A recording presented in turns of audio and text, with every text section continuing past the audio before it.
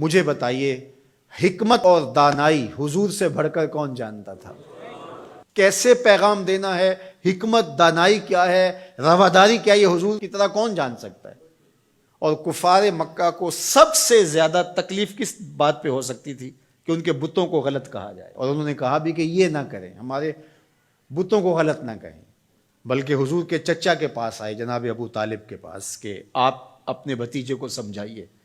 کہ ہمارے بتوں کے خلاف بات نہ کریں، انہیں کوئی دولت چاہیے تو بتائیں، انہیں کسی خاتون سے نکاح کرنا ہے تو بتائیں، انہیں تخت و تاج چاہیے تو بتائیں، لیکن ہمارے بتوں کو غلط نہ کہیں۔ تو حضور کے چچا حضور کے پاس آ کر کے کفار کی یہ بات سنانے لگے، تو آقا کریم نے کیا کہا؟ یا امی لو وضع الشمس فی یمینی والقمر علی یساری،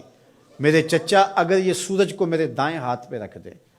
اور چاند کو میرے بائیں ہاتھ پہ رکھ دیں، اگرچہ ان کے لیے ممکن نہیں ہے، لیکن اگر یہ کر گزریں اور کونین کے خزانے میرے قدموں میں رکھ دیں، میں بتوں کو پھر بھی غلط کہتا رہوں گا، بتوں کو پھر بھی جھوٹا کہتا رہوں گا۔ میں آپ کو یہ بات بتانے جا رہا ہوں وہ یہ کہ کفار مکہ کو سب سے زیادہ تکلیف اس بات کی تھی کہ کوئی ان کے بتوں کو غلط کہے،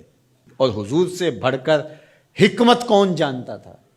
تو چلو اس بات کو آخر میں رکھ لیا جاتا، لیکن حضور جانتے تھے دین کی بنیاد ہی یہی ہے، کانٹے بچھتے ہیں، گڑے کھدتے ہیں، جو بھی ہوتا ہے ہوتا رہے، لیکن لا الہ ہمارے کلمے کا آغاز یہاں سے ہوگا، پھر الا اللہ کہیں گے۔ پوری کائنات بچھ جائے تمہارے لیے، تمہیں آسان قرضے دے دے، تمہارے قرضے معاف کر دے، اس شرط پر کہ تمہاری رواداری اس طرح ہو کہ تم غلط کو غلط نہیں کہو گے، تو ہمیں یہ شرط قبول نہیں کرنی چاہیے۔ مختلف ادوار کے اندر ہر حکمران یہ کرتا ہے کہ وہ رواداری کے نام سے شریعت کی حدود سے تجاوز کرنا چاہتا ہے۔ شریعت کسی کے گھر کی لونڈی نہیں ہے، میرے محبوب کا لایا ہوا نظام ہے۔ 25 دسمبر ہو یا کوئی اور دن، ہولی ہو یا دیوالی یا کوئی اور موقع ہو، غیر مسلموں کے ساتھ ہمیں رواداری کا جو سبق ہمارے دین نے ہمیں دیا ہے ہمیں اچھی طرح سے یاد ہونا چاہیے۔ ہم نے غیر مسلموں سے رواداری کا طریقہ مغرب سے نہیں سیکھنا، آمنہ کے لال سے سیکھنا ہے۔ تو ہمیں کبھی بھی اس عقیدے سے انحراف نہیں کرنا چاہیے۔ ہمارے آیان اقتدار،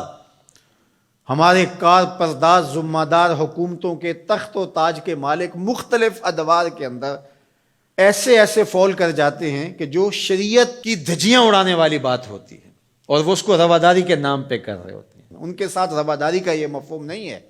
کہ جا کے جو ہے وہ ان کے بتوں کی آپ تعظیم کریں اور ان کے اوپر چڑھاوا چڑھاویں یا پرشاد جا کے ان کی کھائیں،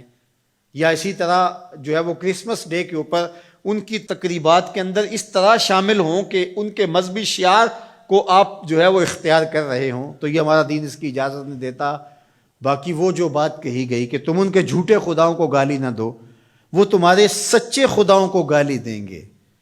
تو اس کا مفہوم یہ نہیں ہے کہ انہیں جھوٹا نہ کہو، انہیں غلط نہ کہو، بلکہ یہ ہے گالی نہ دو۔ سب و شتم سے روکا گیا ہے۔ گالی دینا شائستگی نہیں ہوتی، گالی دینا، سب و شتم کرنا، یہ تو آپ کا اپنا دہن بگڑے گا، آپ کی اپنی زبان خراب ہوگی، تو اس سے منع کر دیا گیا ہے گالی نہ دو۔ تو اس کا مفہوم یہ نکال لیا گیا کہ ان کے بتوں کا احترام کرو، یہ مفہوم نہیں۔ تو یہ نہیں ہو سکتا۔ رواداری اپنی جگہ پر، رعایا ہے اگر غیر مسلم اسلامی ملک کے اندر ان کے ساتھ حسن سلوک اپنی جگہ پر، اور وہ ہمارے اسلام نے ہمیں واضح کر دیا ہے، ان کے ایک ایک حق کو متعین کر دیا ہے۔ فقہا نے اس پر بہت کھلے دل سے بحث کی ہے، کوئی امر مخفی نہیں رکھا گیا، معاہد کے ساتھ، مستامن کے ساتھ، ذمی کے ساتھ ساری چیزیں بیان کر دی گئی، بلکہ جو معاہد کے ساتھ جو ہے وہ زیادتی کرتا ہے تو قیامت کے دن اس کا مقدمہ حضور لڑیں گے۔ یہ ہمارے دین نے ہمیں بیان فرمایا، زیادتی نہیں ہے، لیکن اس کا یہ مطلب نہیں ہے کہ جو ہے وہ ان کے عقائد کو اختیار کر لیا جائے یا ان کے بتوں کے اوپر جا کے چڑھاوے چڑھائے جائیں، ان کے مندروں کے اندر جا کر کے جو ہے وہ اس طرح کی بات کی جائے کہ جو ہمارے شریعت اور ہمارے دین کے تقاضوں کے خلاف ہے۔ تو ہمارے دین کا آغاز نفی سے ہوتا ہے، لا الہ، اس کے بعد ہے الا اللہ، تو اللہ کے علاوہ کوئی معبود نہیں ہے، اللہ ہی معبود حقیقی ہے، وہی معبود برحق ہے۔ ہماری پیشانیاں صرف اس کے حضور جھکیں گی، اس کے علاوہ ہماری پیشانی کسی کے آگے سجدہ ریز نہیں ہوگی۔ اللہ اکبر، حتیٰ کہ پیغمبر بھی ہوں ان کا احترام ہماری زندگی ہے، لیکن سجدے کی اجازت ان کے لیے بھی نہیں دی گئی۔ ان کو اس مقام پہ نہیں کھڑا کر سکتے جو شان معبود برحق کی ہے۔